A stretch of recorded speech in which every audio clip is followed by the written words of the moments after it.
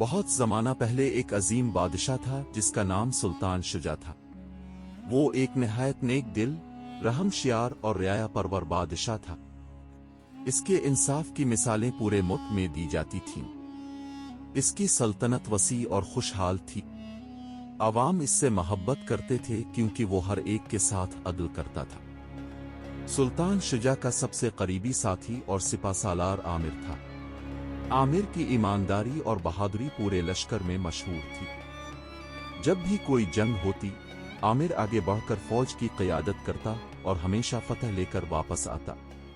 بادشاہ عامر پر اندھا اعتماد کرتا تھا اور اکثر کہا کرتا تھا، اگر میرے پاس ایک عامر ہے تو مجھے کسی اور کی ضرورت نہیں۔ لیکن دربار میں ایک وزیر بھی تھا جس کا نام فرید تھا۔ فرید بظاہر نہایت ادب اور وفاداری سے بادشاہ کی خدمت کرتا، لیکن اندر سے وہ حسد اور جلن کا پاتلا تھا۔ عامر کی بڑھتی ہوئی عزت اور بادشاہ کا اس پر بھروسہ فرید کو کانٹے کی طرح کھٹکتا تھا۔ وہ سوچتا رہتا کہ کسی طرح عامر کو بادشاہ کی نظروں سے گرا کر خود زیادہ قریب ہو جائے۔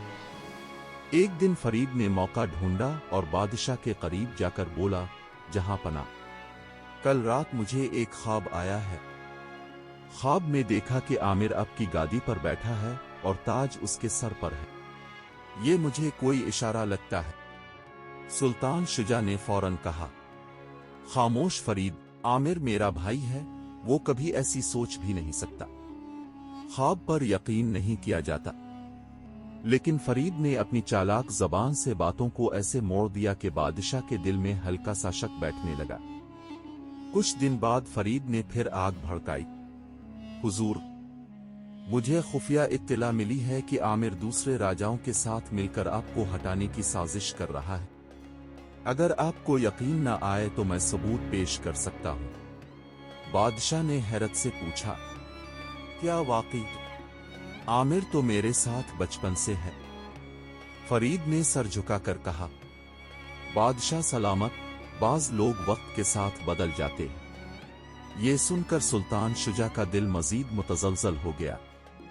اگلے دن فرید نے اپنی سب سے خطرناک سازش رچی۔ اس نے اپنے آدمیوں کو رات کے اندھیرے میں بادشاہ کے خزانے سے زیورات اور سونے کے سکے چرا کر عامر کے گھر میں چھپا دیے، اور کچھ سکے دربار میں بھی گرا دیے تاکہ سب کو لگے کہ چوری ایو ہے۔ پھر صبح دربار میں جا کر کہا، جہاں پناہ، مجھے لگتا ہے کہ رات کو خزانے کی طرف کوئی گیا ہے۔ بادشاہ غصے میں بولا کہ ایسا کون کر سکتا ہے؟ اس پر فرید نے کہا، بادشاہ سلامت، کوئی بھی خزانے کی طرف جا نہیں سکتا۔ یقین ہے کہ عامر نے خزانے سے چوری کی ہے۔ اگر اجازت ہو تو تلاشی لی جائے۔ بادشاہ، جو پہلے ہی شکوک میں مبتلا تھا، فوراً غصے میں آ گیا اور حکم دیا کہ عامر کے گھر کی تلاشی لی جائے۔ جب سپاہیوں نے عامر کے گھر سے خزانے کی چیزیں برآمد کیں تو بادشاہ کے پیروں تلے زمین نکل گئی۔ بادشاہ نے غصے سے کہا، عامر، یہ سب کیا ہے؟ تم نے میری وفا کا یہ صلہ دیا۔ عامر نے روتے ہوئے کہا، جہاں پناہ، میں بے قصور ہوں، یہ سب سازش ہے، میں نے کبھی خزانے کو ہاتھ بھی نہیں لگایا۔ لیکن سلطان شجاع کا دل شک میں جکڑا جا چکا تھا۔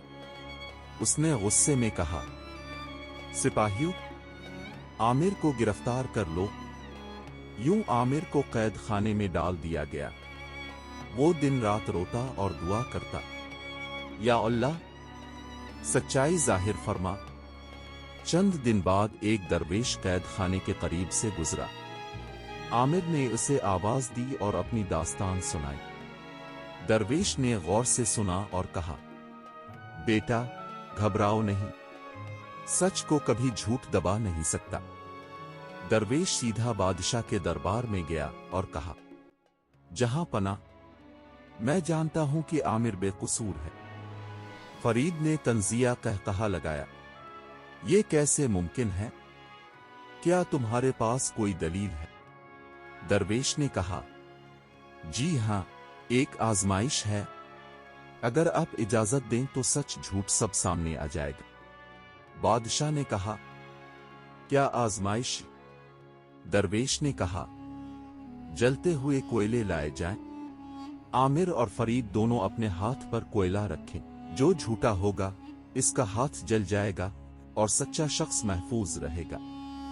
ये सुनते ही फरीद के चेहरे का रंग उड़ गया। उसने बहाने बनाने शुरू कर दिए। जहां पना, ये तो जुल्म है, हाथ जल जाएगा। लेकिन बादशाह ने सख्ती से कहा, अगर तुम सच्चे हो तो डर क्यों रहे हो? सिपाही कोयले ले आए। दरवेश ने दुआ पढ़नी शुरू की और दोनों को कोयले रखने का हुक्म दिया। अभी आमिर कोयला हाथ पर रखने के लिए आगे बढ़ा ही था कि फरीद अचानक चीखने लगा और बादशाह के कदमों में गिर गया। जहां पना, मुझे मुआफ कर दी, ये सब मेरी साजिश थी। खजाने की चीजें मैंने ही आमिर के घर में छपवाई थी। आमिर बेकसूर है।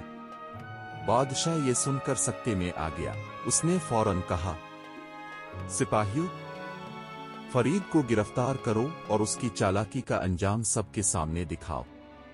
सिपाहियों ने फरीद को कैद में डाल दिया। बादशाह दौड़ता हुआ आमिर के पास गया और कहा, आमिर, मुझे मुआफ कर दो, मैंने तुम पर शक करके बहुत बड़ा जुल्म किया। आमिर की आंखों में आंसू भर गए। इसने कहा, जहां पना, आप मेरे भाई हैं, मैंने दिल से आपको मुआफ किया।